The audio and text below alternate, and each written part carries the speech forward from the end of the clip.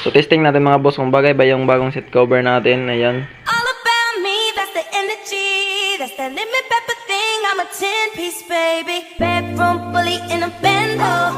He gon' make it flip, do it with no handles. Yun mga boss, so for this video is mag-unbox naman tayo ng ating order na bagong pisa sa motor natin. So ayan, handle grip Daytona yung brand niya mga boss. So ayan, silver yung kulay para mabagay sa ating mags na concept. So ayan, napakagod mga boss. At saka itong ating bagong seat cover. So ayan, pinili ko yan mga boss dahil napaka common na kasi yung mga APR tsaka yung ibang brand. So ayan yung sticker niya, may kasama pa siyang sticker. So ayan mga boss, tinisting na natin kung bagay ba siya. So ayan, nabili ko siya sa Shopee mga boss ng halagang 290 kasama na shipping. So ayan, napakakapal mga boss. Waterproof siya mga boss.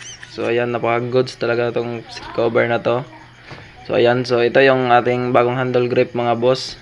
So papalitan na natin yan, tayo na ang magkakabit dahil basic lang naman yan sa atin. So ayan na mga boss, tanggalin na natin. Ayan, sobrang lambot na yun mga boss. Yun, siyempre salpak na natin yung ating bago para makita na natin yung kinalabasan niya. So yun mga boss. So mas maganda kapag mayroong oil para swak agad mga boss. So ayan, dito naman sa kabila mga boss. Kinalawak na kasi yung ating handlebar mga boss. So ayan, mayroon pang electrical. So dapat yan mga boss is mayroong oil.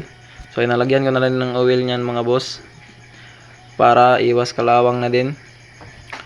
So ayan na mga boss, ito yung ating luma mga boss. So ibigay na lang natin yan sa tropa natin. So ayan yung kinalabasan nya, napaka-goods talaga mga boss yung Daytona. So nabili ko lang sa Shopee mga boss ng halagang 180 pesos kasama na yung shipping nya. So ayan, napaka-goods sa kamay, iwas kubal. So ayan mga boss, so ito mga boss is papakabit na natin to ng tropa natin. Let's go. So panoorin nyo na lang mga boss. Bye bye. So ayan mga boss, dumating na tayo sa shop. So ayan, pinakabit na natin sa ating tropa.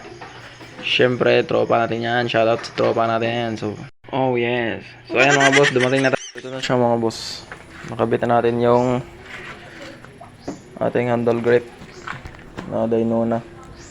So yun sa kabila mga boss oh. So napakalinis tingnan sa rubber.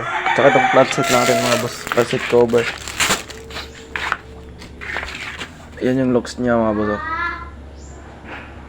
Napakagod. So napili ko itong ganitong design mga boss para mabagay sa mags natin na white. So kulay gray siya. So ayan, so tingnan natin sa loob mga boss.